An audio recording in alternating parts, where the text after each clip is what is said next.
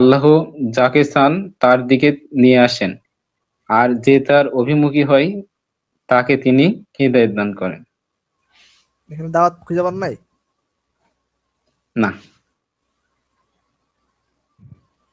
আপনারা আজাদ ভাই দাওয়াত আপনি পাবেন না পাইছেন তো? নাকি দাওয়াত? হ্যাঁ, অবশ্যই পাইছি।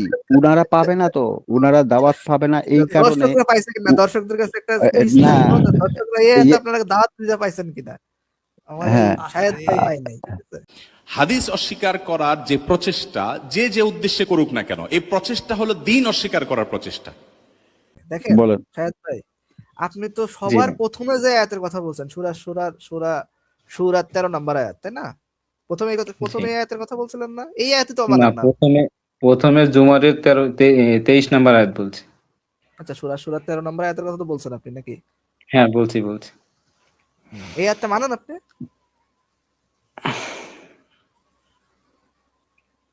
মানার চেষ্টা করি। মানে এই আয়াতের ভিতরে কি আপনি দাওয়াত দেওয়ার ইয়েটা খুঁজে পান নাই?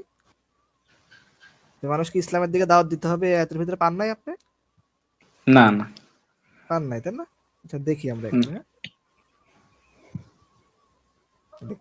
এমন ভাবে আপনি আয়াত মানেন। আচ্ছা, ওই ওই আচ্ছা, শেষে ভাই হ্যাঁ, ওই আয়াতটা আপনি শো করেন, তারপর পড়েন আমি এখানে, উনার পড়েন কাছে এই একটা আয়াতটা আয়াত, পড়েন। হ্যাঁ পড়েন। হ্যাঁ, পড়েন আয়াতটা পড়েন।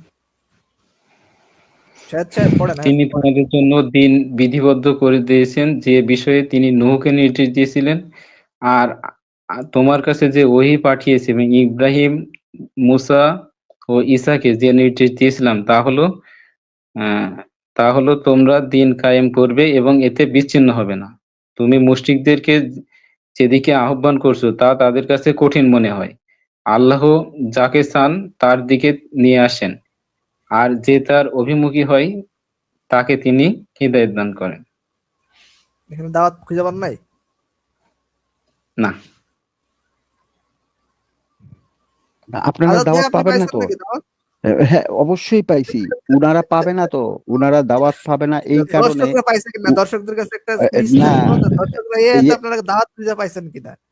আমার এই হ্যাঁ, শাহেদ ভাই পাই নাই, ঠিক আছে? আচ্ছা। এখন দেখেন, এই যে উনি পায় না, কোরআনের মধ্যে আয়াত থেকে বিধিবিধান খুঁজে পায় না। আচ্ছা, আপনি বলতেছেন যে আপনার জন্য কোরআনই যথেষ্ট।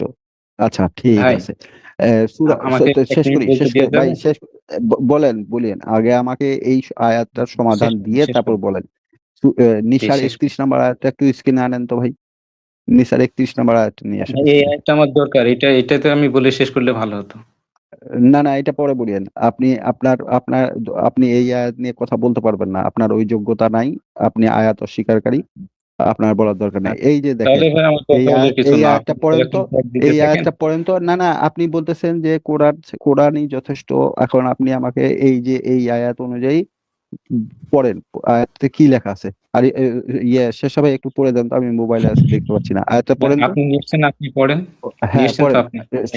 শেষ সবাই একটু পড়েন তো। ইয়েটা পড়েন, অনুবাদটা পড়েন শেষ আচ্ছা, সবাই। অনুবাদ হচ্ছে, তোমরা যদি সেই সব কবিরা গুনাহ পরিহার করো যা থেকে তোমাদেরকে বারণ করা হয়েছে, তাহলে আমি তোমাদের গুনাহসমূহ ক্ষমা করে দেব এবং তোমাদেরকে প্রবেশ করাবো সম্মানজনক প্রবেশ স্থলে।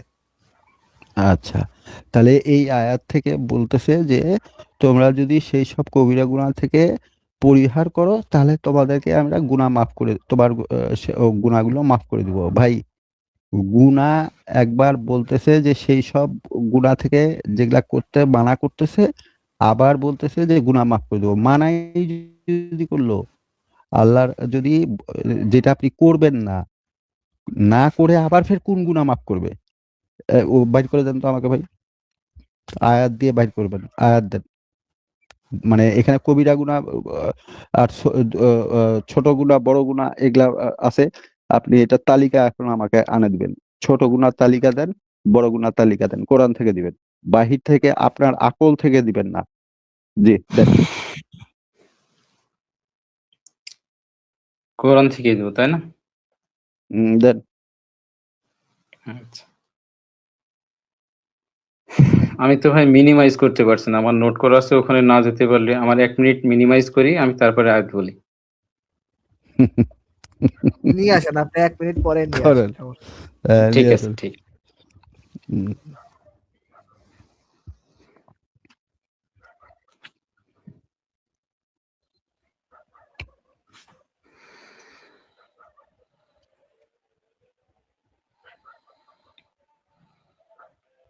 আরে আজাদ ভাই ভুল হয়ে গেছে তো, এই প্রশ্নটা কি? আবার বুঝছে কিনা সেটাও তো একটা বিষয়, দেখবেন যে আবার কোন জিনিস নিয়ে এসে হাজির হবে।